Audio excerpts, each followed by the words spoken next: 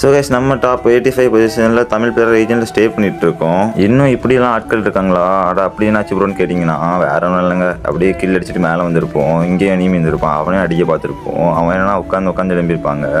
சரி நம்மளும் உட்காந்து எழும்பிடலாம் அப்படின்னு பார்த்துருப்போம். உடனே அவங்க டீம்மேட்லாம் விட்டு வெண்டிங் மிஷின் கிட்ட வந்துட்டாரு. சரி அப்படி நானும் கில் அடிக்கலையே, அளவு குறையுதுன்னு சொல்லிட்டு நானும் கில் எடுத்து சரி டோக்கன் கொடுத்துக்கலாம் அப்படின்னு சொல்லி கொடுத்துருப்பேன்.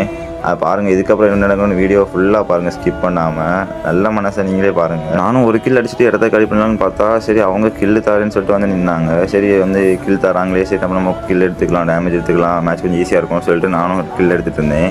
டோக்கனையும் கொடுத்துட்டு ஒரு டீம்மேட்டை மட்டும் விட்டுக்கிட்டு அவங்க மாறி மாறி கில் தந்துகிட்டே இருந்தாங்க. இப்போ பாருங்கள், அடுத்தது இந்த டீம்மேட் வந்து இவங்களும் கில் தந்தாங்க. அப்படியே கில் எடுத்து நாங்களும் ஜாலியாக ஆடிட்டே இருந்தோம். அவங்க நாங்கள் டோக்கன் கொடுக்க அவர் ரிவே பண்ண அவங்க நான் கில் அடிக்க அப்படி மாறி மாறி போயிட்டு இருந்துச்சு. சரி ஒரு கட்டத்துக்கு மேலே கில் அடிச்சுட்டே இருந்தோம். சரி அதுக்கப்புறம் பார்த்தா லிமிட் முடிஞ்சிட விட அவங்களுக்கும் மாதிரி அவங்களுக்கும் மேட்ச் மைனஸ் ஆயிரும்னு சொல்லிட்டு நானும் டோக்கனை கொடுத்து இடத்த காலி பண்ண ஆரம்பிச்சிட்டேன்.